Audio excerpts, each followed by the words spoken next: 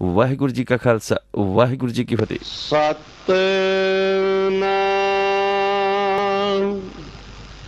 ਵਾਹਿਗੁਰੂ ਸਾਹਿਬ ਜੀ। ਸੋਰਠ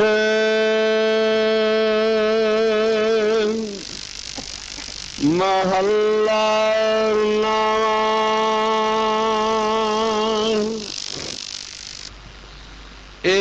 ਜਗ ਮੀਤ ਨਾ ਦੇਖਿਓ ਕੋਈ,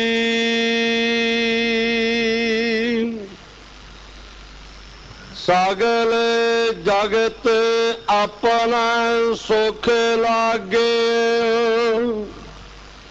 ਦੁਖ ਮੈਂ ਸੰਗ ਨਾ ਹੋਈ।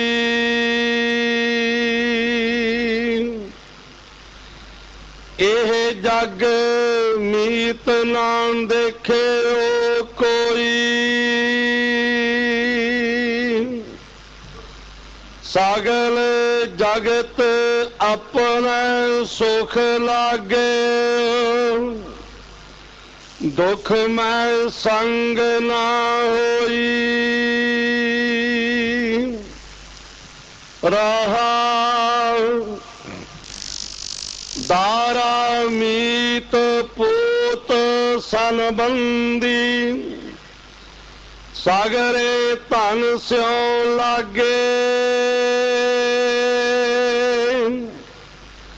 ਜਬ ਹੀ ਨਿਰਧਨ ਦੇਖਿਓ ਨਰ ਕਉ, ਸੰਗ ਛਾੜ ਸਭ ਭਾਗੇ।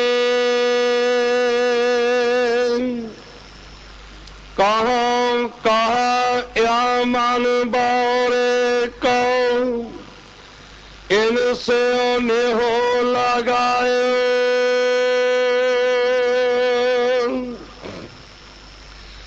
ਦੀਨਾਨਾਥ ਸਕਲ ਭੈ ਭੰਜਨ, ਤਾਂ ਕੋ ਜਸ ਤਾਂ ਕੋ ਬਿਸਰਾਇਓ। ਸਵਾਲ ਪੁੱਛ ਜਿਉ ਭਇਓ ਨ ਸੁਧਾ, ਬਹੁਤ ਜਤਨ ਮੈਂ ਕੀਨੋ।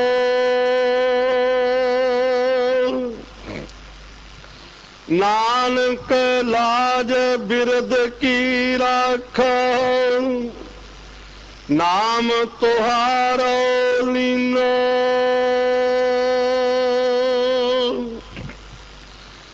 ਸਵਾਨ ਪੁੱਛ ਜਿਉ ਭਇਓ ਨ ਸੁਧਾ, ਬਹੁਤ ਜਤਨ ਮੈਂ ਕੀਨੋ। ਨਾਨਕ ਲਾਜ ਬਿਰਦ ਕੀ ਰਾਖਾਂ, ਨਾਮ ਤੁਹਾਰੋ ਲੀਨੋ।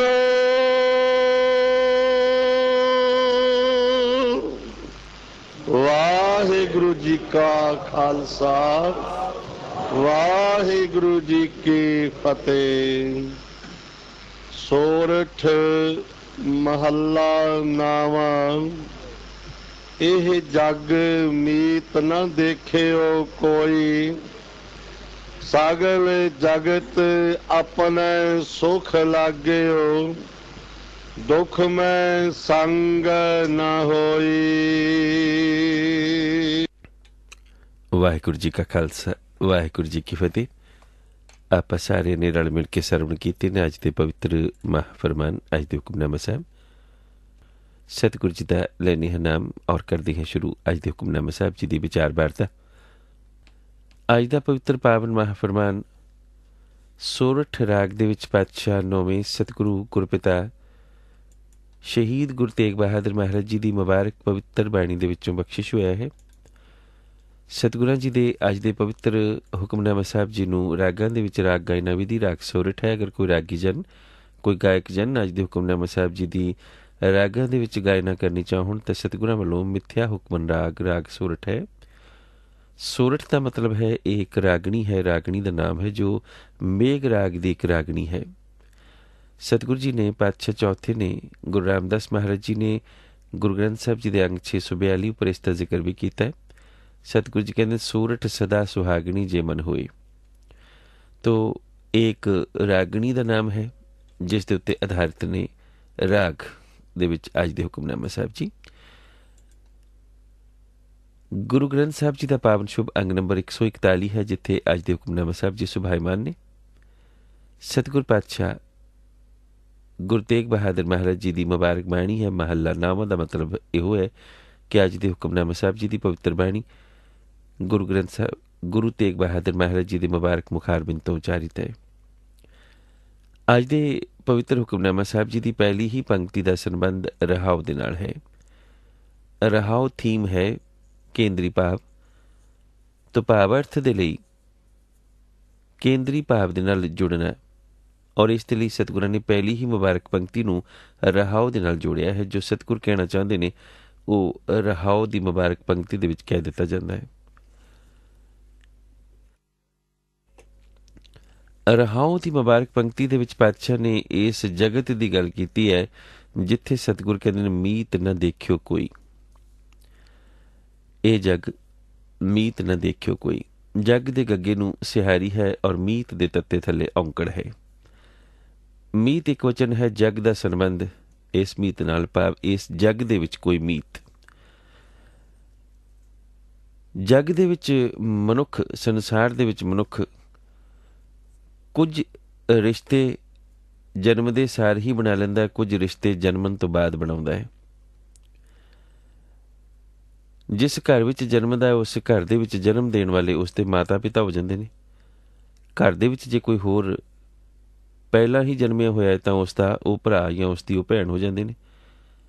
माता पिता दे नाल संबंधित सारे ही रिश्तेदार ऑटोमैटिकली उसके रिश्तेदार बन जाते हैं।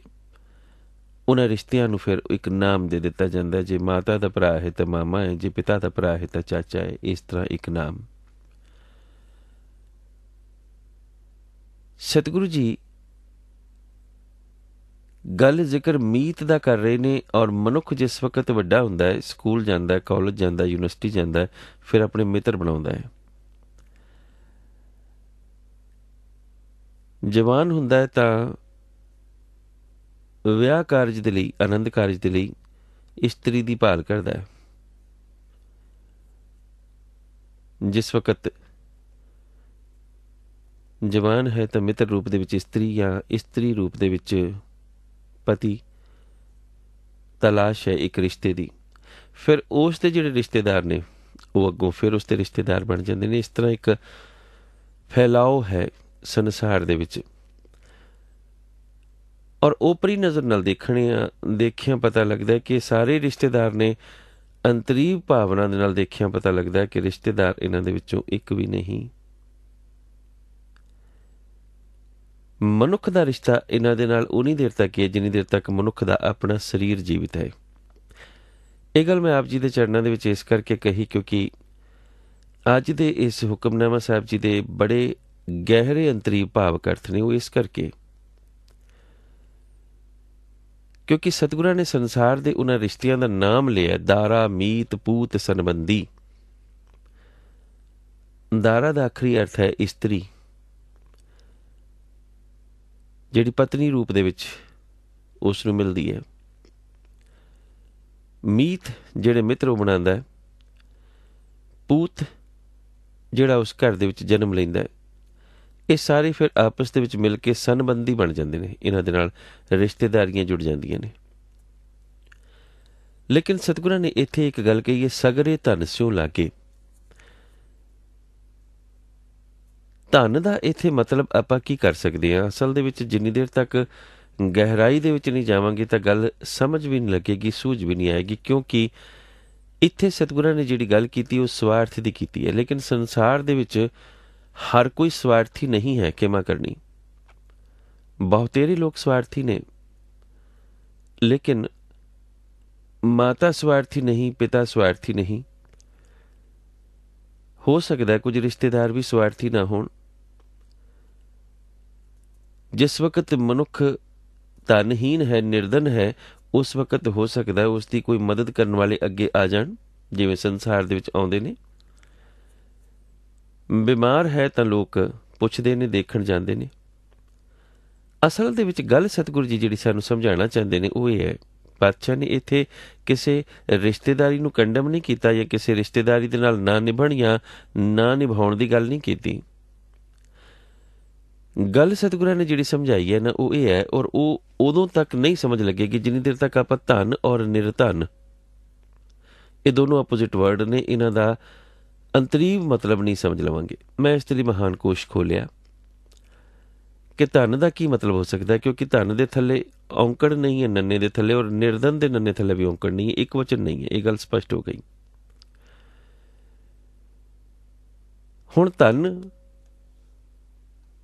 ਦਾ ਜਿਹੜਾ ਅਰਥ ਮਹਾਨ ਕੋਸ਼ ਵਾਲੇ ਨੇ ਕੀਤਾ ਉਹ ਜ਼ਾਹਿਰ ਤੌਰ ਪਰ ਦੌਲਤ ਵੀ ਕੀਤਾ ਹੈ, ਪੈਸਾ ਵੀ ਕੀਤਾ ਹੈ, ਮਾਇਆ ਵੀ ਕੀਤਾ ਹੈ, ਇਸਤਰੀ ਵੀ ਕੀਤਾ ਹੈ, ਪਤਨੀ ਵੀ ਕੀਤਾ ਹੈ।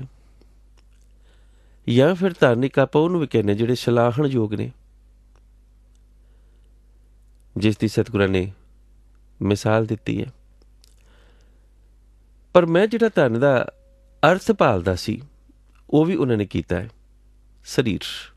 ਮਹਾਨ ਕੋਸ਼ ਨੇ ਧਨ ਨੂੰ ਸਰੀਰ ਵੀ ਕਿਹਾ, ਕਿਉਂਕਿ ਮੈਂ ਭਾਲਦਾ ਹੀ ਇਹ ਅਰਥ ਸੀ ਕਿ ਕਿਸੇ ਤਰੀਕੇ ਦੇ ਨਾਲ ਇਹਦਾ ਅਰਥ ਸਰੀਰ ਨਿਕਲੇ ਤਾਂ ਗੱਲ ਬੜੀ ਸਪਸ਼ਟ ਹੋ ਜਾਏ। ਉਹਨਾਂ ਨੇ ਸਰੀਰ ਕਿਹਾ। ਫਿਰ ਗੁਰੂ ਗ੍ਰੰਥ ਸਾਹਿਬ ਜੀ ਦੇ ਵਿੱਚ ਕੀ ਧਨ ਨੂੰ ਸਰੀਰ ਕਿਹਾ ਗਿਆ? ਹਾਂ, ਗੁਰੂ ਗ੍ਰੰਥ ਸਾਹਿਬ ਜੀ ਦਾ ਫਿਰ ਅੰਗ 93, ਜਿਹਦੇ ਵਿੱਚ ਸਤਿਗੁਰ ਕਹਿੰਦੇ ਜਾਂ ਸਾਥੀ ਉਠੀ ਚੱਲਿਆ ਤਾਂ ਧਨ ਖਾ ਕਰ ਲਿਆ, ਸਰੀਰ ਖਾ ਕਰ ਲਿਆ। ਉੱਥੇ ਫਿਰ ਸਰੀਰ ਦਾ ਮਤਲਬ ਹੈ। ਫਿਰ ਪਾਤਸ਼ਾਹ ਨੇ, ਗੁਰੂ ਨਾਨਕ ਦੇਵ ਮਹਾਰਾਜ ਜੀ ਨੇ ਜਦੋਂ ਮਨੁੱਖ ਦੀ ਜਵਾਨੀ ਦਾ ਜ਼ਿਕਰ ਕੀਤਾ, ਤੀਜੇ ਪਹਿਰ ਦਾ ਜ਼ਿਕਰ ਕੀਤਾ, ਤੀਜਾ ਪਹਿਰ ਭਾਵ ਜਵਾਨੀ ਦਾ, ਜਿਹਨੂੰ ਸਤਿਗੁਰ ਕਹਿੰਦੇ ਤੀਜੇ ਪਹਿਰ। ਗੁਰੂ ਗ੍ਰੰਥ ਸਾਹਿਬ ਜੀ ਦਾ ਅੰਗ 75 ਹੈ, ਗੁਰੂ ਨਾਨਕ ਦੇਵ ਮਹਾਰਾਜ ਜੀ ਦੀ ਪਵਿੱਤਰ ਬਾਣੀ ਹੈ। ਤੀਜੇ ਪਹਿਰੇ ਰਹਿਣ ਕੇ ਵਣਜਾਰਿਆ ਮਿੱਤਰਾ, ਧਨ ਜੋ ਬਨਸਿਓ ਚਿੱਤ। ਹੁਣ ਟੀਕਾਕਾਰਾਂ ਨੇ ਇੱਥੇ ਧਨ ਦਾ ਮਤਲਬ ਫਿਰ ਦੌਲਤ ਕੀਤਾ ਹੈ, ਪਰ ਜੇ ਅੰਤਰੀ ਭਾਵਨਾ ਦੇ ਵਿੱਚ ਜਾਈਏ ਇੱਥੇ ਫਿਰ ਧਨ ਦਾ ਮਤਲਬ ਦੌਲਤ ਹੋ ਹੀ ਨਹੀਂ ਸਕਦਾ, ਕਿਉਂਕਿ ਸੰਬੰਧ ਜੋਬਨ ਦੇ ਨਾਲ ਹੈ। ਜੋਬਨ ਜਵਾਨੀ ਹੈ ਤੇ ਜਵਾਨੀ ਸਰੀਰ ਤੇ ਆਉਂਦੀ ਹੈ। ਹੁਣ ਜ਼ਾਹਿਰ ਤੌਰ ਪਰ ਜ਼ਰੂਰੀ ਨਹੀਂ ਹੈ ਕਿ ਜਿਹੜਾ ਮਨੁੱਖ ਜਵਾਨ ਹੋਇਆ ਉਹਦੇ ਕੋਲ ਧਨ ਵੀ ਹੋਵੇ, ਪਰ ਜੋਬਨ ਜ਼ਰੂਰ ਹੋਏਗਾ, ਜਵਾਨੀ ਜ਼ਰੂਰ ਹੈ। ਜਿਹੜਾ ਜਵਾਨ ਹੋਇਆ, ਜਵਾਨੀ ਹੈ ਤਾਂ ਜਵਾਨ ਹੋਇਆ ਨਾ, ਤੇ ਹਰ ਜਵਾਨ ਮਨੁੱਖ ਜ਼ਰੂਰੀ ਨਹੀਂ ਹੈ ਕਿ ਧਨਵਾਨ ਹੋਵੇ। ਕਿਵੇਂ ਕਰਨੀ, ਆਪਾਂ ਗੱਲ ਨੂੰ ਸਮਝਣਾ ਹੈ। ਤਾਂ ਫਿਰ ਇੱਥੇ ਕੀ, ਇੱਥੇ ਧਨ ਦਾ ਮਤਲਬ ਫਿਰ ਕੀ ਲਵਾਂਗੇ? ਇੱਥੇ ਜ਼ਾਹਿਰ ਤੌਰ ਪਰ ਸਰੀਰ ਲਵਾਂਗੇ ਤਾਂ ਹੀ ਗੱਲ ਸਪਸ਼ਟ ਹੋਏਗੀ, ਕਿਉਂਕਿ ਤੀਜੇ ਪਹਿਰੇ ਰਹਿਣ ਕੇ ਵਣਜਾਰਿਆ ਮਿੱਤਰਾ, ਧਨ ਜੋਬਨ ਭਾਵ ਸਰੀਰ ਦਾ ਜੋਬਨ, ਜਿਸ ਦੇ ਨਾਲ ਤੂੰ ਧਨ ਜੋਬਨ ਸਿਉ ਚਿੱਤ। ਕਿਉਂਕਿ ਮਨੁੱਖ ਜਵਾਨੀ ਦੇ ਨਾਲ, ਕੀ ਸੰਸਾਰ ਦੇ ਵਿੱਚ ਕੋਈ ਐਸਾ ਮਨੁੱਖ ਹੈ ਜਿਹੜਾ ਚਾਹੁੰਦਾ ਕਿ ਉਸ ਦੀ ਜਵਾਨੀ ਜਾਵੇ? ਬੱਚਾ ਜਲਦੀ ਤੋਂ ਜਲਦ ਜਵਾਨ ਹੋਣਾ ਚਾਹੁੰਦਾ ਹੈ, ਲੇਕਿਨ ਜਵਾਨ ਕਦੀ ਵੀ ਬੁੱਢਾ ਨਹੀਂ ਹੋਣਾ ਚਾਹੁੰਦਾ। ਔਰ ਬੁੱਢਾ ਜਵਾਨੀ ਦੇ ਦਿਨਾਂ ਨੂੰ ਸੋਚ ਸੋਚ ਕੇ ਖੁਸ਼ ਨਹੀਂ ਹੁੰਦਾ, ਸੋਚ ਸੋਚ ਕੇ ਯਾਦ ਕਰ ਕਰਕੇ ਹੋਰ ਆਪਣਾ ਬੁਢਾਪਾ ਵਧਾਈ ਜਾਂਦਾ ਹੈ। ਕਿਉਂਕਿ ਜਵਾਨ ਬੁੱਢਾ ਨਹੀਂ ਹੋਣਾ ਚਾਹੁੰਦਾ, ਬੱਚਾ ਜਲਦ ਜਵਾਨ ਹੋਣਾ ਚਾਹੁੰਦਾ। ਇਹ ਫਿਤਰਤ ਹੈ ਮਨੁੱਖ ਦੀ। ਲੇਕਿਨ ਬੱਚਾ ਜਵਾਨ ਹੋਣਾ ਚਾਹੁੰਦਾ ਤਾਂ ਸਰੀਰ ਕਰਕੇ ਹੋਣਾ ਚਾਹੁੰਦਾ। ਬੁੱਢਾ ਚਾਹੁੰਦਾ ਕਿ ਮੈਂ ਜਵਾਨ ਰਹਾਂ, ਸਰੀਰ ਕਰਕੇ ਜਵਾਨ ਰਹਾਂ। ਇਸ ਕਰਕੇ ਉਹ ਕਈ ਵਾਰੀ ਦਾੜੀ ਰੰਗ ਲੈਂਦਾ, ਕੇਸ ਰੰਗ ਲੈਂਦਾ, ਆਪਣੇ ਆਪ ਨੂੰ ਧੋਖਾ ਦਿੰਦਾ, ਦੁਨੀਆ ਨੂੰ ਧੋਖਾ ਦਿੰਦਾ। ਪਤਾ ਸਾਰਿਆਂ ਨੂੰ ਲੱਗਦਾ ਕਿ ਕੇਸ ਰੰਗੇ ਹੋਏ ਨੇ। ਤਾਂ ਜ਼ਾਹਿਰ ਤੌਰ ਉੱਪਰ ਇੱਥੇ ਫਿਰ ਧਨ ਦਾ ਮਤਲਬ ਸਰੀਰ ਹੀ ਹੋ ਸਕਦਾ। ਤੀਜੇ ਪਹਿਰੇ ਰਹਿਣ ਕੇ ਵਣਜਾਰਿਆ ਮਿੱਤਰਾ, ਧਨ ਜੋਬਨ, ਸਰੀਰ ਦਾ ਜੋਬਨ, ਜਿਸ ਦੇ ਨਾਲ ਤੂੰ ਸਿਉ ਚਿੱਤ ਲਾਇਆ। ਕਿਉਂਕਿ ਜੇ ਧਨ ਦਾ ਮਤਲਬ ਇੱਥੇ ਦੌਲਤ ਕਰਾਂਗੇ ਤਾਂ ਹਰ ਜੋਬਨਵਾਨ ਦੇ ਕੋਲ, ਹਰ ਜਵਾਨ ਦੇ ਕੋਲ ਹੋ ਸਕਦਾ ਹੈ ਦੁਨਿਆਵੀ ਦੌਲਤ ਨਾ ਹੋਵੇ, ਕਿਉਂਕਿ ਰਿਸ਼ਤਾ ਬਾਣੀ ਦਾ ਅੰਤਰੀਵ ਹੈ। ਹੁਣ ਇਹਦੇ ਅਗੇਂਸਟ ਜਿਹੜਾ ਸ਼ਬਦ ਸਤਿਗੁਰਾਂ ਨੇ ਵਰਤਿਆ ਉਹ ਨਿਰਧਨ ਹੈ, ਕਿਉਂਕਿ ਖਿਮਾ ਕਰਨੀ, ਸਤਿਗੁਰੂ ਗੁਰੂ ਤੇਗ ਬਹਾਦਰ ਮਹਾਰਾਜ ਜੀ ਦੀ ਬਾਣੀ ਨੂੰ ਅਨੇਕਾਂ ਲੋਕ ਕਹਿੰਦੇ ਨੇ ਕਿ ਜੀ ਇਹ ਵਿਰਾਗਮਈ ਬਾਣੀ ਹੈ। ਵਿਰਾਗ ਭਾਵ ਕਿ ਬਾਣੀ ਪੜ੍ਹ ਕੇ ਵਿਰਾਗ ਜਾਗਦਾ। ਹਾਂ, ਵਿਰਾਗ ਹੋਣਾ ਚਾਹੀਦਾ ਇੱਕ ਅਕਾਲ ਪੁਰਖ ਦੇ ਪ੍ਰਤੀ। ਬਿਰਹਾ, ਜਿਹਨੂੰ ਬਾਬਾ ਕਬੀਰ ਜੀ ਨੇ ਕਿਹਾ, ਬਿਰਹਾ ਬਿਰਹਾ ਆਖੀਏ, ਬਿਰਹਾ ਤੂੰ ਸੁਲਤਾਨ, ਜਿਤ ਤਨ ਬਿਰਹਾ ਨ ਉਪਜੇ ਸੋ ਤਨ ਜਾਣ ਮਸਾਣ। ਬਿਰਹਾ ਵਿਰਾਗ ਹੀ ਹੈ। ਵਿਰਾਗ ਇੱਕ ਅਵਸਥਾ ਹੈ, परमात्मा के प्रति विराग जगना। लेकिन खिमा करनी, वो विराग जे जगया है तो वो तन नूं और मन नूं दोनों नूं आनंदित करेगा। आप कभी भी नोट करना। मैं एक बेनती आप जी के चरणों में करया करदा, इनू प्रैक्टिकल करके देख लेना। अगर गलत हो तो मैनू आके पकड़ लेना। जिस वक्त अकाल पुरख परमात्मा के प्रति विरागमई अखां चों हंझू आ जाण, प्यार दे विचों रोस आ जाए, रोज आ जाए, उस वक्त अपना ब्लड प्रेशर चेक कर लेना, उस वक्त अपनी शुगर चेक कर लेना, कुछ भी चेक कर लेना, सब नॉर्मल आएगा। आपका प्रैक्टिकल करके देख लेना उस वक्त। पर्टिकुलरली मैं उस गल की गारंटी ले रही। लेकिन जे आप कहिए कि विरागमई बाणी है, भाव उदास कर देने वाली बाणी है, तो फिर गलत है। हाँ, विराग जगना चंगी गल है। गुरु के प्रति, रब के प्रति कौन उदास हुंदा है? उस परमात्मा, क्योंकि जिसनों मनुख प्यार करता है उस तो विछड़ के ही फिर उसनों याद करता या उस दे विराग दे विच रोंदा है। लेकिन पवित्र बाणी विरागमई नहीं है, खुशियां और खेड़े देने वाली है। तो मैं बेनती की सी कि जदों परमात्मा के प्रति विराग जगदा है, उस वक्त मन विच एक तृप्ति भी नाल आंदी है, मन विच एक संतोख भी उस वक्त, एक बड़ा संतोख उस वक्त नाल आंदा है।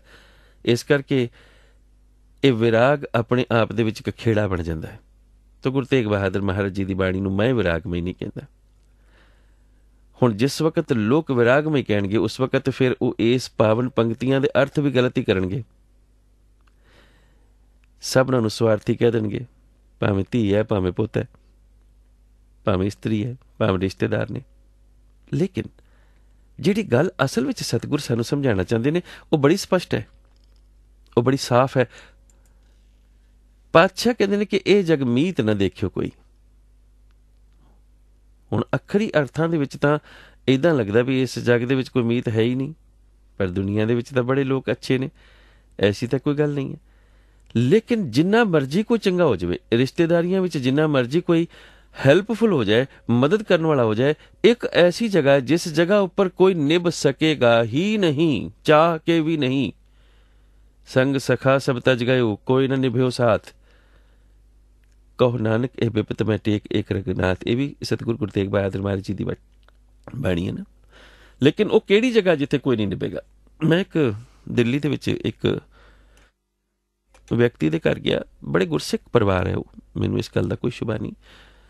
उन्हां दे घर दे अंदर एक ब्लैक एंड वाइट फोटो लगी हुई सी ते उत्थे हार जड़िया होया सी, थल्ले उन्हां दा नाम लिख के शहीद लिखिया होया सी। मैं पुछ लिया कौन है, कि साडे बजुर्ग ने, दादा जी दस्सिया या नाना जी दस्सिया, मैनूं नहीं पता। मैं कि शहीद किस तरह होए? उन्होंने फिर मैनूं एक अखबार की कटिंग भी दिखाई, अखबार दे विच छपी सी खबर, कोई दुनियावी साध गुजर गया सी। जिस वक्त उस साध नूं जलाया जा रहा सी तां उस दी जल्दी हुई चिखा दे नाल ओह कुद गए सन, उहदे विच छाल मारती सी, यानी कि इन्ना उहदे नाल प्यार करदे सन। तो उस नूं छाल मारन तो बाद ਉਹ ਉੱਥੇ ਹੀ ਮਰ ਗਏ ਸੜ ਕੇ। ਚਲੋ ਉਹਨਾਂ ਨੇ ਸ਼ਹੀਦ ਲਿਖ ਦਿੱਤਾ, ਇਹ ਫੈਸਲਾ ਕਰਨ ਦਾ ਤਾਂ ਪ੍ਰਮਾਤਮਾ ਨੂੰ ਹੱਕ ਹੈ, ਸਾਨੂੰ ਨਹੀਂ। ਮੈਂ ਉਹਨਾਂ ਨੂੰ ਕੁਛ ਨਹੀਂ ਕਿਹਾ, ਪਰ ਮੈਂ ਮਨ ਵਿੱਚ ਸੋਚਿਆ ਕਿ ਇਸ ਵਿਅਕਤੀ ਨੇ ਛਾਲ ਕਿਸ ਕਰਕੇ ਮਾਰੀ? ਕੀ ਇਹ ਉਸ ਦੁਨਿਆਵੀ ਸਾਧ ਦੇ ਨਾਲ ਜਾਣਾ ਚਾਹੁੰਦਾ ਸੀ? ਮੈਂ ਫਿਰ ਪੁੱਛਿਆ ਕਿ ਉਹ ਸਾਧ ਕਦੋਂ ਗੁਜ਼ਰਿਆ ਸੀ? ਕਿ ਜੀ 2 ਦਿਨ ਪਹਿਲਾਂ ਗੁਜ਼ਰਿਆ ਸੀ। 2 ਦਿਨ ਬਾਅਦ ਉਹਦਾ ਸੰਸਕਾਰ ਕੀਤਾ ਗਿਆ, ਕਿਉਂਕਿ ਸੰਗਤਾਂ ਆ ਰਹੀਆਂ ਸਨ, ਕਿਉਂਕਿ ਲੋਕਾਂ 'ਚ ਸਾਧਵਾਦ ਬਹੁਤ ਹੈ, ਇਸ ਕਰਕੇ ਸੰਗਤਾਂ ਬੜੀਆਂ ਇਕੱਠੀਆਂ ਹੋ ਰਹੀਆਂ ਸਨ। ਫਿਰ ਫੈਸਲਾ ਇਹ ਹੋਇਆ ਕਿ ਉਹਨਾਂ ਦੀ ਜਿਹੜੀ ਮ੍ਰਿਤਕ ਦੇਹੀ ਉਹ ਬਰਫ਼ 'ਤੇ ਰੱਖੀ ਜਾਏ। 2 ਦਿਨਾਂ ਬਾਅਦ ਸੰਸਕਾਰ ਹੋਇਆ। ਹੁਣ ਖਿਮਾ ਕਰਨੀ, ਮੈਂ ਮਨ 'ਚ ਸੋਚਿਆ ਕਿ 2 ਦਿਨ ਪਹਿਲਾਂ ਗੁਜ਼ਰਿਆ, ਉਹ ਪਤਾ ਨਹੀਂ ਕਿੱਥੇ ਦਾ ਕਿੱਥੇ ਪਹੁੰਚ ਗਿਆ ਹੋਏਗਾ। ਔਰ 2 ਦਿਨ ਬਾਅਦ ਉਹਦੀ ਚਿਖਾ ਚੜੀ ਹੈ, 2 ਦਿਨ ਬਾਅਦ ਉਹ ਕੁੱਦਿਆ। ਕਿ ਉਹ ਇਸ ਨੀਅਤ ਨਾਲ ਕੁੱਦਿਆ ਕਿ ਮੈਂ ਉਹਦੇ ਨਾਲ ਚਲਾ ਜਾਵਾਂਗਾ?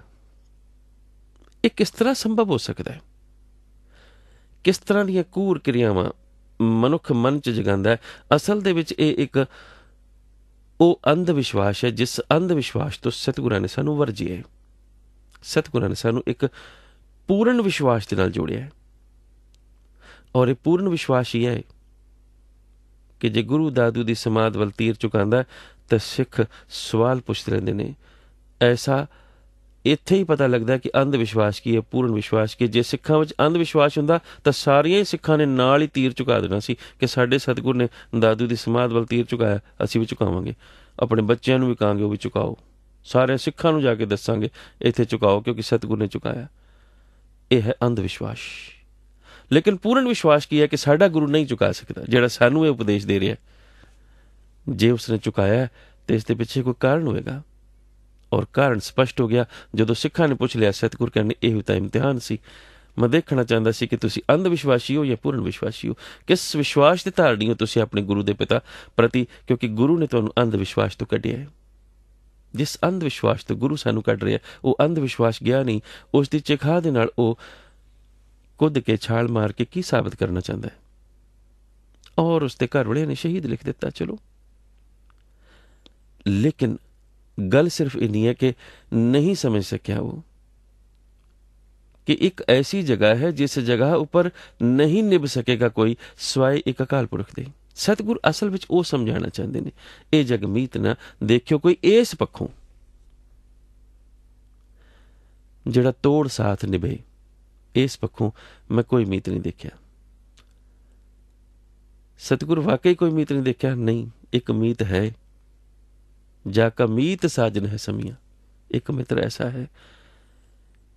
ਇੱਥੇ ਜੱਗ ਦੇ ਉਹਨਾਂ ਮਿੱਤਰਾਂ ਦੀ ਗੱਲ ਹੈ ਜਿਹੜੇ ਸਰੀਰਕ ਰੂਪ ਦੇ ਵਿੱਚ ਮੇਰੇ ਨਾਲ ਸੰਬੰਧੀ ਬਣੇ ਨੇ, ਲੇਕਿਨ ਇੱਕ ਐਸਾ ਮੀਤ ਹੈ ਜਿਹੜਾ ਆਤਮਿਕ ਤੌਰ ਪਰ ਮੇਰਾ ਮਿੱਤਰ ਹੈ।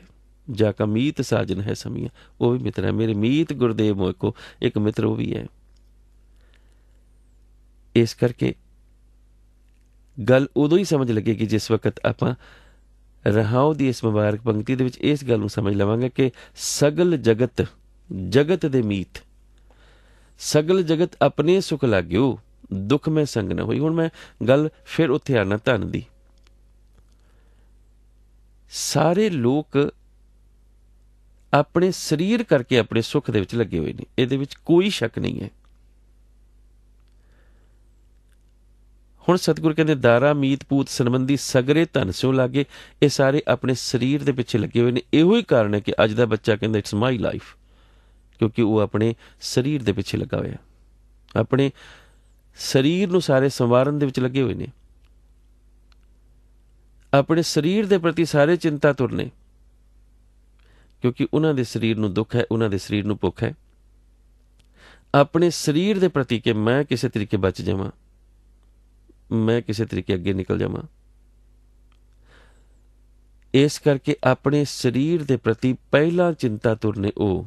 ਠੀਕ ਹੈ, ਹਰ ਕੋਈ ਇੱਕ ਦੂਸਰੇ ਨੂੰ ਪੁੱਛ ਰਿਹਾ ਹੈ, ਪਰ ਮੈਂ ਬੇਨਤੀ ਕੀਤੀ ਸੀ ਕਿ ਜਦੋਂ ਨਿਰਧਨ ਹੁੰਦਾ ਮਨੁੱਖ ਤਾਂ ਕੁਝ ਉਹਦੀ ਹੈਲਪ ਕਰਨ ਦੇ ਲਈ ਜ਼ਰੂਰ ਅੱਗੇ ਆ ਜਾਂਦੇ ਨੇ, ਬਿਮਾਰੀਆਂ ਵਕਤ ਜ਼ਰੂਰ ਪੁੱਛ ਲੈਂਦੇ ਨੇ, ਲੇਕਿਨ ਚਾਹ ਕੇ ਵੀ ਕੋਈ ਕਿਸੇ ਦੀ ਉਸ ਪੱਖੋਂ ਮਦਦ ਨਹੀਂ ਕਰ ਸਕਦਾ। ਔਰ ਵੈਸੇ ਵੀ ਮਨੁੱਖ ਸਵਾਰਥੀ ਇੰਨਾ ਹੈ ਕਿ ਉਹ ਪਹਿਲਾਂ ਆਪਣੀ ਮਦਦ ਕਰੇਗਾ। ਜੇ ਬਹੁਤ ਸਾਰਾ ਧਨ ਹੈ ਤਾਂ ਕਿਸੇ ਨਿਰਧਨ ਨੂੰ ਆ ਕੇ ਸ਼ਾਇਦ ਤਰਸ ਖਾ ਕੇ ਕੋਈ ਦੇ ਦੇਵੇ, ਅਨਿਆਥਾ ਜਿਸ ਦੇ ਕੋਲ ਹੈ ਹੀ ਨਹੀਂ ਉਹ ਦੇਵੇਗਾ ਕੀ ਕਿਸੇ ਨੂੰ। ਆਤਮਿਕ ਜ਼ਿੰਦਗੀ ਦੇ ਵਿੱਚ ਹੁਣ ਨਿਰਧਨ ਕਿਸ ਨੂੰ ਕਿਹਾ ਗਿਆ? ਧਨ ਦੇ ਮੁਕਾਬਲੇ ਉੱਪਰ ਨਿਰਧਨ ਹੈ। ਹੁਣ ਸਤਿਗੁਰਾਂ ਨੇ ਜਿਹੜੇ 4 ਰਿਸ਼ਤਿਆਂ ਦਾ ਨਾਮ ਲਿਆ, ਦਾਰਾ ਮੀਤ ਪੂਤ ਸੰਬੰਧੀ ਸਗਰੇ ਧਨ ਸਿਓ ਲਾਗੇ, ਇਹ ਆਪਣੇ ਜਿਸਮ ਦੇ ਨਾਲ, ਆਪਣੇ ਸਰੀਰ ਦੇ ਨਾਲ, ਕਿਉਂਕਿ ਪਹਿਲਾਂ ਉਹਨਾਂ ਦਾ ਸੰਬੰਧ ਆਪਣੇ। ਔਰ ਵਾਕਈ ਅਗਰ ਕੋਈ ਆਪ ਸਰੀਰਕ ਰੂਪ ਦੇ ਵਿੱਚ ਚੱਲ ਸਕਦਾ ਤਾਂ ਹੀ ਕਿਸੇ ਨੂੰ ਕੋਈ ਹੈਲਪ ਕਰਨ ਦੇ ਲਈ ਕਿਤੇ ਜਾਏਗਾ, ਮਦਦ ਕਰਨ ਦੇ ਲਈ ਕਿਤੇ ਜਾਏਗਾ। ਜੇ ਆਪ ਹੀ ਉਸ ਦੇ ਕੋਲ ਕੁਛ ਨਹੀਂ ਹੈ, ਤਾਕਤ ਨਹੀਂ, ਸ਼ਕਤੀ ਨਹੀਂ, ਜਿਹੜਾ ਆਪ ਹੀ ਬੈੱਡ ਉੱਪਰ ਪਿਆ, ਕਿਸੇ ਹੋਰ ਨੂੰ ਦੇਖਣ ਕੀ ਜਾਏਗਾ? ਤਾਂ ਪਹਿਲਾ ਮਨੁੱਖ ਆਪਣੇ ਸਰੀਰ ਦੇ ਲਈ, ਇਹ ਸਵਾਰਥੀਪੁਣ ਹਰ ਮਨੁੱਖ ਦੇ ਨਾਲ ਹੈ, ਭਾਵੇਂ ਕੁਛ ਹੋ ਜਾਏ। ਲੇਕਿਨ ਇੱਥੇ ਸਤਿਗੁਰਾਂ ਨੇ ਉਸ ਆਤਮਕਤਾ ਦੀ ਗੱਲ ਕੀਤੀ ਹੈ ਜਿਸ ਦੇ ਨਾਲ ਧਨ ਦੇ ਮੁਕਾਬਲੇ ਉੱਪਰ ਨਿਰਧਨ ਹੈ। ਜਬ ਹੀ ਨਿਰਧਨ ਦੇਖਿਓ ਨਰਕੋ। ਹੁਣ ਜਦੋਂ ਧਨ ਦਾ ਮਤਲਬ ਆਪਾਂ ਸਰੀਰ ਕਰ ਰਹੇ ਹਾਂ ਤਾਂ ਨਿਰਧਨ, ਵੈਸੇ ਨਿਰਧਨ ਦਾ ਆਖਰੀ ਅਰਥ ਧਨਹੀਣ ਹੈ, ਜਿਸ ਦੇ ਕੋਲ ਧਨ ਨਹੀਂ ਹੈ। ਇਹਦਾ ਮਤਲਬ ਹੈ ਜਿਸ ਦੇ ਕੋਲ ਸਰੀਰ ਨਹੀਂ ਹੈ ਉਹ ਵੀ ਨਿਰਧਨ ਹੈ। ਸਤਿਗੁਰਾਂ ਜੀ ਨੇ ਪਵਿੱਤਰ ਬਾਣੀ ਦੇ ਵਿੱਚ ਨਿਰਧਨ ਹੁਣ ਕਿਸ ਨੂੰ ਕਿਹਾ? ਸਪਸ਼ਟ ਰੂਪ ਦੇ ਵਿੱਚ ਨਿਰਧਨ ਉਸ ਨੂੰ ਕਿਹਾ ਜਿਸ ਦੇ ਕੋਲ ਨਾਮ ਨਹੀਂ ਹੈ। ਜੇ ਆਪਾਂ ਸਤਿਗੁਰੂ ਜੀ ਦੀ ਬਾਣੀ ਪੜ੍ਹੀਏ, ਗੁਰੂ ਗ੍ਰੰਥ ਸਾਹਿਬ ਜੀ ਦਾ ਅੰਗ 141 ਹੈ, ਜਿੱਥੇ ਬਿਲਕੁਲ ਸਪਸ਼ਟ ਤੌਰ ਪਰ ਪਾਤਸ਼ਾਹ ਨੇ ਇੱਕ ਰਤਨ ਪਦਾਰਥ ਵਣਜਦੇ ਇੱਕ ਕੱਚੇ ਤੇ ਵਪਾਰਾ, ਸਤਿਗੁਰ ਤੁੱਠੇ ਪਾਇਨ ਅੰਦਰ ਰਤਨ ਭੰਡਾਰਾ। ਹੁਣ ਇਹ ਰਤਨ ਭੰਡਾਰ ਕਿਹੜੇ ਨੇ? ਵਾਹਿਗੁਰੂ ਦੇ ਨਾਮ ਦੇ, ਦੁਨਿਆਵੀ ਨਹੀਂ। ਵਿਣ ਗੁਰ ਕਿਨੇ ਨਾ ਲੱਧਿਆ, ਅੰਧੇ ਭੌਂਕੇ ਮੂਏ ਕੁੜਿਆਰਾ।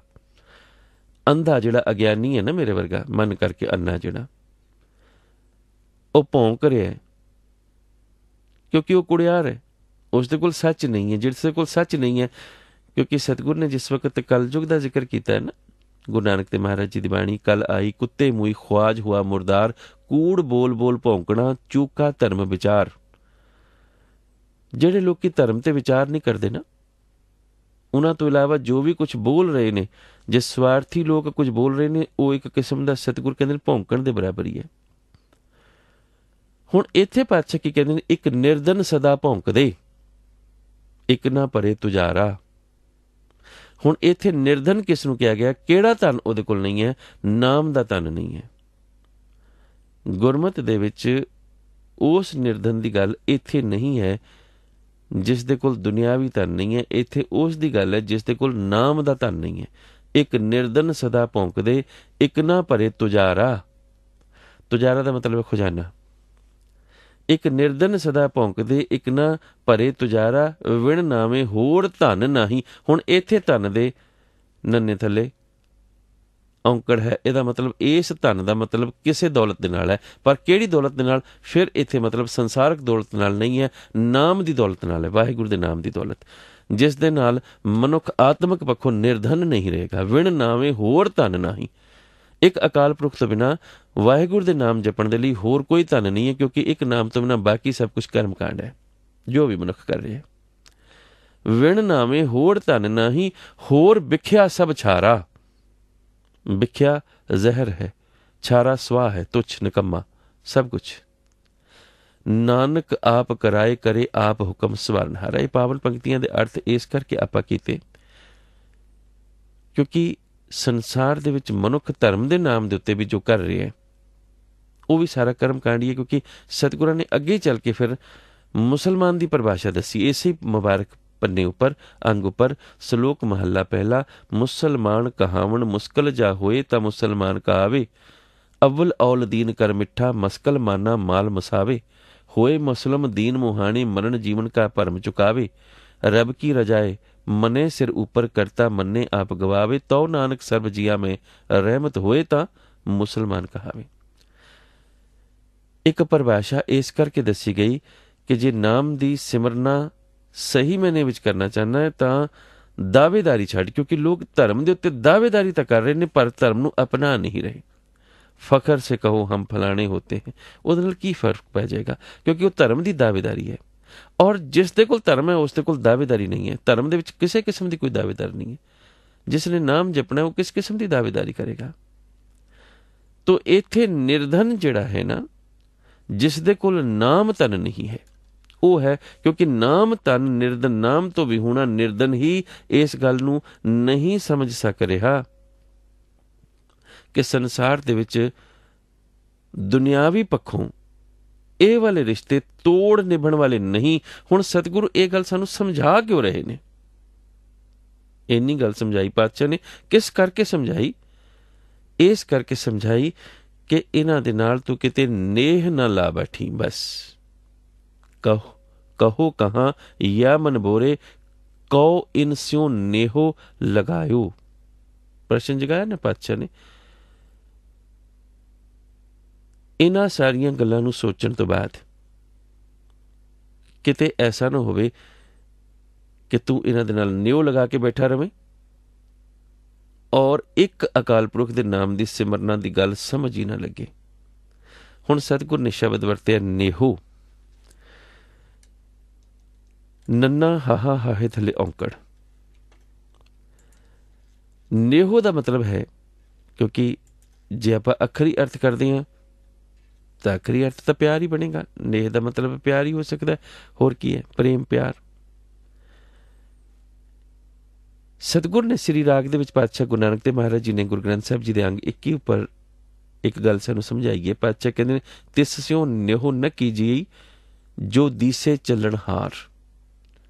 ਹੁਣ ਇੱਥੇ ਨਿਹੋ ਦਾ ਮਤਲਬ ਕੇਵਲ ਪਿਆਰ ਨਹੀਂ ਹੈ। पातशाह दूजे दी भी बाणी है, जिस प्यारे से उन्ने हो तिस आगे मर चलिए, त्रिग जीवन संसार ताके पाछे जीवन। इत्थे नेहो दा मतलब कल्ला प्यार नहीं है। इत्थे नेहो दा मतलब है प्रीत दी ओ सांझ, जिस सांझ दे विच स्वार्थ मनुख दा जुड़े। और स्वार्थ किस किस्म दा जुड़े? ओ स्वार्थ ਜਿਹੜਾ ਨੇਹੋ ਨੂੰ ਪ੍ਰੀਤ ਨਾ ਰਹਿਣ ਦੇਵੇ, ਉਸ ਨੂੰ ਮੋਹ ਬਣਾ ਦੇਵੇ, ਜਿਵੇਂ ਪੁੱਤਰ ਦੇ ਪ੍ਰਤੀ ਜਗਿਆ ਹੋਇਆ ਪਿਆਰ। ਹੁਣ ਸਤਿਗੁਰਾਂ ਨੇ ਪੁੱਤਰ ਦੇ ਪ੍ਰਤੀ ਪਿਆਰ ਕਰਨ ਤੋਂ ਇਨਕਾਰ ਨਹੀਂ ਕੀਤਾ, ਕੁਟੁੰਬ ਦੇ ਪ੍ਰਤੀ ਪਿਆਰ ਕਰਨ ਤੋਂ ਇਨਕਾਰ ਨਹੀਂ ਕੀਤਾ, ਨੇਹੋ ਲਾਣ ਤੋਂ ਇਨਕਾਰ ਕੀਤਾ, ਚਿੱਤ ਲਾਣ ਤੋਂ ਇਨਕਾਰ ਕੀਤਾ। ਇਹ ਕੁਟੁੰਬ ਤੂੰ ਜੇ ਦੇਖਦਾ ਚਲੇ ਨਾਹੀਂ ਤੇਰੇ ਨਾਲੇ, ਸਾਥ ਤੇਰੇ ਚਲੇ ਨਾਹੀਂ ਤਿਸ ਨਾਲ ਕਿਉਂ ਚਿੱਤ ਲਾਈਏ। ਇੱਕ ਪ੍ਰਸ਼ਨ ਜਗਾਇਆ, ਜਿਸ ਨੇ ਨਾਲ ਚੱਲਣਾ ਹੀ ਨਹੀਂ ਉਸ ਦੇ ਨਾਲ ਚਿੱਤ ਲਾਣ ਦਾ ਕੀ ਫਾਇਦਾ। ਲੇਕਿਨ ਫਿਰ ਪਿਆਰ ਕਰਨ ਤੋਂ ਇਨਕਾਰ ਨਹੀਂ ਹੈ।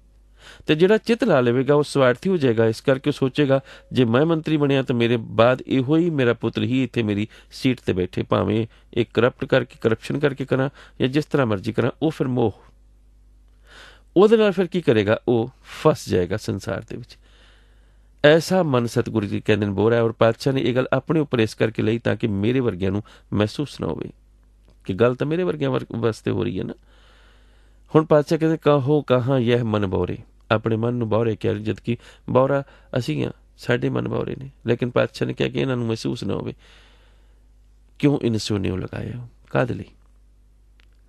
ਚਿੱਤ ਨਹੀਂ ਲਗਾਉਣਾ, ਪ੍ਰੀਤ ਕਰਨੀ ਹੈ, ਇਸ ਸਮਝ ਕੇ ਕਿ ਇਹ ਚਾਹ ਕੇ ਵੀ ਨਿਭ ਨਹੀਂ ਸਕਣਗੇ ਉਸ ਜਗ੍ਹਾ ਉੱਪਰ ਜਿਸ ਜਗ੍ਹਾ ਉੱਪਰ ਨਿਭਾਉਣ ਦੇ ਲਈ ਸਤਿਗੁਰ ਨੇ ਸਾਨੂੰ ਇਸ ਸੰਸਾਰ ਦੇ ਵਿੱਚ ਭੇਜਿਆ। ਗੱਲ ਬਿਲਕੁਲ ਇੰਨੀ ਹੈ, ਗੱਲ ਇੰਨੀ ਸਪਸ਼ਟ ਹੈ। ਆਪਾਂ ਇਹਦਾ ਮਤਲਬ ਇਹ ਨਹੀਂ ਹੈ ਕਿ ਰਿਸ਼ਤੇਦਾਰੀਆਂ ਛੱਡ ਕੇ ਬਹਿ ਜਾਣਾ, ਕਿਉਂਕਿ ਜਿਹੜੇ ਗਲਤ ਮਤਲਬ ਲੈ ਲੈਣਗੇ ਉਹ ਕਹਿਣਗੇ ਜੀ ਵਿਰਾਗਮਈ ਬਹਿਣੀ ਹੈ, ਉਹ ਕਹਿਣਗੇ ਜੀ ਚਲੋ ਛੱਡ ਕੇ ਫਿਰ ਪਹਾੜਾਂ 'ਤੇ ਚੱਲ ਪਓ ਜੀ, ਸਵਾਹ ਮੰਨ ਲਓ ਜੀ, ਪਿੰਡੇ 'ਤੇ ਤੂਣੀਆਂ ਬਾਲ ਲਓ ਜੀ, ਸੰਸਾਰ ਛੱਡ ਦਿਓ ਜੀ। ਨਹੀਂ, ਨਿਭਾਉਂਦਿਆਂ ਹੋਇਆਂ ਇਹ ਸੋਚ ਮਨ ਵਿੱਚ ਡਿਵੈਲਪ ਕਰਨੀ ਹੈ ਕਿ ਉਸ ਜਗ੍ਹਾ ਉੱਪਰ ਨਹੀਂ ਨਿਭਣਗੇ ਜਿਸ ਜਗ੍ਹਾ ਉੱਪਰ ਕੇਵਲ ਇੱਕੋ ਹੀ ਨਿਭ ਸਕਦਾ ਹੈ, ਇੱਕ ਨਾਮ। ਹੁਣ ਸਤਿਗੁਰੂ ਜੀ ਕਹਿੰਦੇ ਨੇ ਦੀਨਾ ਨਾਥ ਸਕਲ ਪੈ ਪੰਜਨ ਜਸ ਤਾਕੋ ਬਿਸਰਾਇਓ। ਜਸ ਕਿਉਂ ਕਰਨਾ ਹੈ? ਕਿਉਂਕਿ ਉਸ ਦਾ ਜਸ ਗਾਇਨ ਕਰਕੇ ਇਸ ਗੱਲ ਨੂੰ ਆਪਾਂ ਸਮਝਣਾ ਹੈ, ਸੰਸਾਰਕ ਸਵਾਰਥ ਦੀ ਗੱਲ ਨੂੰ ਆਪਾਂ ਸਮਝਣਾ ਹੈ। ਲੇਕਿਨ ਪਾਤਸ਼ਾਹ ਕਹਿੰਦੇ ਇਹ ਗੱਲ ਨਹੀਂ ਸਮਝ ਲੱਗ ਰਹੀ। ਕਿਉਂ ਨਹੀਂ ਸਮਝ ਲੱਗ ਰਹੀ? ਕਿਉਂਕਿ ਮਨ ਨੂੰ ਸਤਿਗੁਰਾਂ ਨੇ ਸੰਗਿਆ ਦਿੱਤੀ ਹੈ ਕੁੱਤੇ ਦੀ ਪੂੰਛ ਵਾਂਗੂ। ਸਵਾਨ ਪੂਛ ਜਿਉ ਭਇਓ ਨ ਸੂਧ ਹੋ। ਇੱਕ ਮੁਹਾਵਰਾ ਹੈ ਕਿ ਜਿਹੜਾ ਕੁੱਤਾ ਹੈ ਨਾ ਉਸ ਦੀ ਪੂੰਛ 12 ਵਾਰੀ ਵੀ ਸਿੱਧੀ ਕਰਕੇ ਕਿਸੇ ਸੀਖ ਦੇ ਵਿੱਚ ਰੱਖੀ ਗਈ ਤਾਂ ਵੀ ਉਹ ਸਿੱਧੀ ਨਹੀਂ ਹੋਈ। ਔਰ ਵਾਕਈ ਆਪਾਂ ਦੇਖਦੇ ਹਾਂ ਕਿ ਜਿੰਨੇ ਵੀ ਕੁੱਤੇ ਨੇ ਪੂੰਛਾਂ ਉਹਨਾਂ ਦੀਆਂ ਅੱਗੋਂ ਮੁੜੀਆਂ ਹੀ ਹੁੰਦੀਆਂ ਨੇ। ਔਰ ਵਾਕਈ ਫਿਰ ਇਹ ਮੁਹਾਵਰਾ ਬਣ ਗਿਆ। ਔਰ ਸਤਿਗੁਰਾਂ ਨੇ ਉਸ ਮੁਹਾਵਰੇ ਨੂੰ ਵਰਤ ਲਿਆ ਕਿ ਜਿੱਦਾਂ ਕੁੱਤੇ ਦੀ ਪੂੰਛ ਸਿੱਧੀ ਨਾ ਹੁੰਦੀ, ਇਸ ਮਨ ਨੂੰ ਸਤਿਗੁਰਾਂ ਨੇ ਉਸ ਦੇ ਬਰਾਬਰ ਤੋਲ ਦਿੱਤਾ। ਸਵਾਨ ਪੂਛ ਜਿਉ ਭਇਓ ਨ ਸੂਧ ਹੋ। ਬਹੁਤ ਯਤਨ ਮੈਂ ਕੀਨੋ, ਬੜੇ ਯਤਨ ਕੀਤੇ, ਲੇਕਿਨ ਕਿਹੜੇ ਯਤਨ ਕੀਤੇ? ਆਹ ਸਾਰੇ ਪਰਿਵਾਰਵਾਦ ਦੇ ਵਿੱਚ ਫਸ ਕੇ ਕਿ ਕਿਸੇ ਤਰੀਕੇ ਦੇ ਨਾਲ ਮਨ ਜਿਹੜਾ ਹੈ ਨਾ ਉਹ ਸਿੱਧਾ ਹੋ ਜਾਵੇ। ਲੇਕਿਨ ਇੱਥੇ ਫਸ ਕੇ ਮਨ ਸਿੱਧਾ ਨਹੀਂ ਹੋਏਗਾ। ਮਨ ਕਦੋਂ ਸਿੱਧਾ ਹੋਏਗਾ? ਜਦੋਂ ਮਨ ਨੂੰ ਮਨਮਤ ਦੇ ਤਿਆਗਣ ਦੀ ਜਾਚ ਆ ਜਾਏਗੀ, ਜਦੋਂ ਮਨ ਗੁਰਮਤੀਆ ਹੋ ਜਾਏਗਾ, ਗੁਰੂ ਦੇ ਨਾਲ ਜੁੜ ਜਾਏਗਾ। ਕਿਉਂਕਿ ਸਤਿਗੁਰ ਨੇ ਫਿਰ ਉਸ ਨੂੰ ਗੁਰਮਤੀਆ ਕਰਨ ਦੇ ਲਈ ਕੀ ਕਿਹਾ? ਨਾਨਕ ਲਾਜ ਬਿਰਧ ਕੀ ਰਾਖੋ, ਨਾਮ ਤੁਮਾਰੋ ਨਾਮ ਤੁਹਾਰੋ ਲੀਨਿਓ। ਨਾਮ ਤੇਰਾ ਹੀ ਮੈਂ ਲਿਆ ਹੈ। ਆਖਰ ਗੱਲ ਮੈਨੂੰ ਇਹ ਸਮਝ ਲੱਗ ਗਈ ਕਿ ਤੇਰੇ ਨਾਮ ਤੋਂ ਬਿਨਾਂ ਹੋਰ ਕੋਈ ਨਿਭ ਨਹੀਂ ਸਕੇਗਾ ਉਸ ਜਗ੍ਹਾ ਉੱਪਰ ਜਿਸ ਜਗ੍ਹਾ ਉੱਪਰ ਆਖਰ ਹਰ ਇੱਕ ਨੇ ਜਾਣਾ ਹੀ ਜਾਣਾ ਹੈ। ਤਾਂ ਸਤਿਗੁਰੂ ਜੀ ਕੁੱਤੇ ਦੀ ਪੂੰਛ ਦੀ ਮਿਸਾਲ ਦੇ ਕੇ ਸਾਨੂੰ ਆਖਰ ਦੇ ਵਿੱਚ ਜਿਹੜੀ ਗੱਲ ਸਮਝਾਉਂਦੇ ਨੇ ਕਿ ਬਾਕੀ ਦੇ ਸਾਰੇ ਯਤਨ ਜਿੰਨੇ ਵੀ ਕੀਤੇ ਸਭ ਫੇਲ ਹੋ ਜਾਣਗੇ, ਕੇਵਲ ਸਫਲ ਹੋਏਗਾ ਇੱਕੋ ਹੀ ਯਤਨ, ਉਹ ਹੈ ਨਾਮ ਦਾ ਸਿਮਰਨਾ। ਔਰ ਸਤਿਗੁਰ ਪਾਤਸ਼ਾਹ ਗੁਰੂ ਤੇਗ ਬਹਾਦਰ ਮਹਾਰਾਜ ਪਿਤਾ ਗੁਰੂ ਨਾਨਕ ਦੇਵ ਮਹਾਰਾਜ ਜੀ ਦੇ ਨਾਮ ਦੇ ਹੇਠ ਆਖਦੇ ਨੇ ਕਿ ਮੈਂ ਤੇਰੇ ਉਸ ਪਿਆਰ ਵਾਲੇ ਸੁਭਾਵ ਦਾ ਵਾਸਤਾ ਪਾ ਕੇ ਤੈਨੂੰ ਕਹਿਣਾ ਕਿ ਮੇਰੀ ਲਾਜ ਤੂੰ ਰੱਖ, ਕਿਉਂਕਿ ਮੈਂ ਇੰਨੀ ਗੱਲ ਸਮਝ ਗਿਆ ਕਿ ਤੇਰਾ ਨਾਮ ਨਿਭੇਗਾ। ਇਸ ਕਰਕੇ ਮੈਂ ਤੇਰਾ ਹੀ ਨਾਮ ਲਿਆ ਹੈ, ਤੇਰਾ ਹੀ ਨਾਮ ਲਵਾਂਗਾ, ਤੇਰਾ ਹੀ ਨਾਮ ਲੈਣਾ ਹੈ। ਬਹੁਤ ਬਹੁਤ ਧੰਨਵਾਦ ਆਪ ਜੀ ਦਾ, ਬਹੁਤ ਬਹੁਤ ਸ਼ੁਕਰਾਨਾ। ਬਹੁਤ ਗਹਿਰੇ ਅਰਥ ਸਨ, ਪਰ ਫਿਰ ਵੀ ਸਮੇਂ ਦੇ ਮੁਤਾਬਕ ਜਿੰਨਾ ਕੁ ਮੈਂ ਆਪ ਜੀ ਦੇ ਚਰਨਾਂ ਵਿੱਚ ਬੇਨਤੀਆਂ ਕਰ ਸਕਿਆ ਪ੍ਰਵਾਨ ਕਰਨੀਆਂ।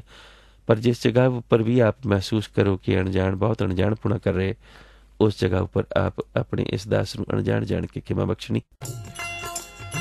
ਅੱਜ ਦੇ ਹੁਕਮਨਾਮੇ ਸਾਹਿਬ ਜੀ ਦੇ ਉੱਤੇ ਵਿਚਾਰ ਕਰਦੇ ਹੋਏ ਆਪ ਜੀ ਦੇ ਦਾਸ ਪਾਸੋਂ ਕਈ ਪ੍ਰਕਾਰ ਦੀਆਂ ਜੋ ਭੁੱਲਾਂ ਚੁੱਕਾਂ ਗੁਸਤਾਖੀਆਂ